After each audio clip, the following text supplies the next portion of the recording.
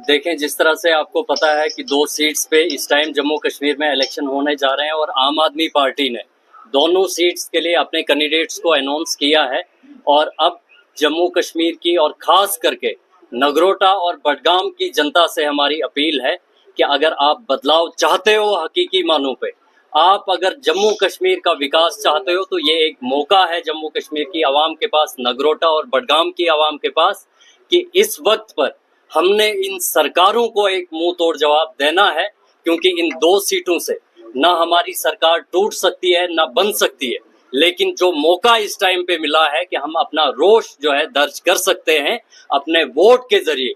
हम सेंटर की सरकार और यहाँ चुनी हुई एनसी की सरकार को जो है इतना बता सकते हैं कि जम्मू कश्मीर की जनता आपसे जो है नाखुश है। और ये मौका है बडगाम और नगरोटा की जनता को कि आप जरूर इनको जवाब दीजिए। जिस तानाशाही पे और जिस तर्ज पे जम्मू कश्मीर को जो है इस टाइम पे चलाया जा रहा है, लूटा जा रहा है, आपको ये मौका है और इस मौके को जो है आपने बराबर इस्तेमाल करके अपने वोट की ताकत से आपको इन सरकारों को जवाब देना है, ताकि आने वाले टाइम में जो आगे 4 साल अभी बचे हैं, यहाँ की चुनी हुई सरकार अपनी जिम्मेदारी समझ के जो है जनता के लिए कुछ काम करने का काम करेगी। वहीं जो सेंटर की हमारी भाजपा की सरकार है, उसको भी जो है एक मैसेज उन तक जो है दमदार तरीके से जाए कि जम्मू कश्मीर की जनता जो है वो विकास चाहती है, जम्मू कश्मीर की जनता जो है डेवलपमेंट की राजनीति चाहती है। और उसी मकसद से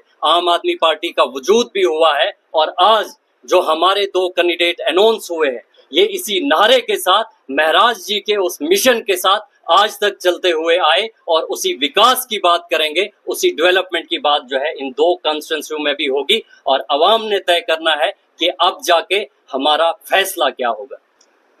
देखिए, आज के टाइम पे अगर मैं कहूँ तो आम आदमी पार्टी जो है विनिंग पोजीशन पे है और कंपटीटर सिर्फ भारतीय जनता पार्टी ही दिख रही है हमें, अदरवाइज दूसरा कोई कंपटीटर मुझे दिख नहीं रहा। और भारतीय जनता पार्टी की पोजीशन भी कोई सही नहीं है।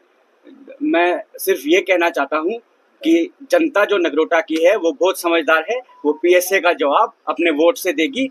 और जो नगरोटा के साथ नाइंसाफियां हुई हैं पिछले 17 सालों में, उन सब का जवाब भी नगरोटा की जनता देगी। आप नगरोटा के मेन रोड से सिर्फ 2 फुट की दूरी पे चले जाएं, आपको पता चल जाएगा कि नगरोटा की असली हालात क्या हैं।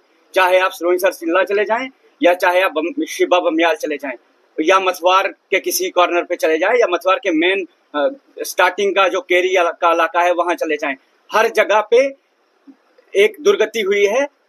ना रोड्स हैं, ना स्कूल्स हैं, ना हॉस्पिटल्स है। मैं अगर एक छोटी सी एग्जांपल दे दूं कि केरी के अंदर एक हॉस्पिटल है जिसमें आज तक सिर्फ रेफरल के अलावा कोई काम हुआ ही नहीं। और वैसी वैसी काफी सारी ऐसी चीजें हैं। डेवलपमेंट तो एक मुद्दा है ही, इसके अलावा जो स्टेट में और देश में जो तानाशाही की सरकार चली है उसके खिलाफ एक अपनी नाराजगी दायर करने का मौका नगरोटा की जनता को और बडगाम की जनता को मिला है। और नगरोटा की जनता उस नाराजगी को अच्छे से दायर करेगी और जो पीएसए का जो जवाब है वो अपने वोट से देगी और जो जीत होगी वो आम आदमी पार्टी की होगी। देखिए नगरोटा की जनता सब जानती है, ये इलेक्शन मेरा नहीं, ये नगरोटा की जनता का है, ये इलेक्शन नगरोटा का है। और नगरोटा इस बार अपने लिए वोट करेगा, ना कि किसी बड़े नेता के आने वाले वंश के लिए। और दूसरी बात, जो एसआरओ के केसेस होते हैं वो सिर्फ सरकारी नौकरियों में ही अच्छे लगते हैं, राजनीति में नहीं।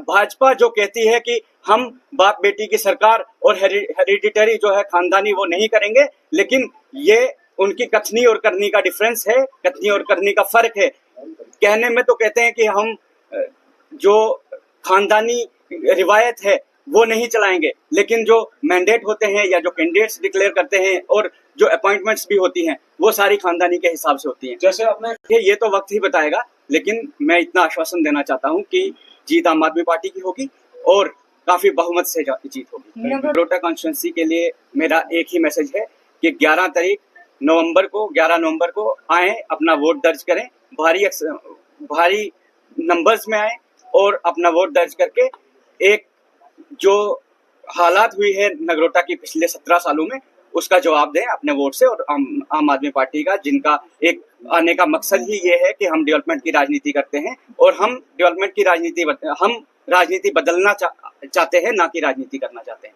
अगर आप देखिए, करने को तो बहुत कुछ है। आप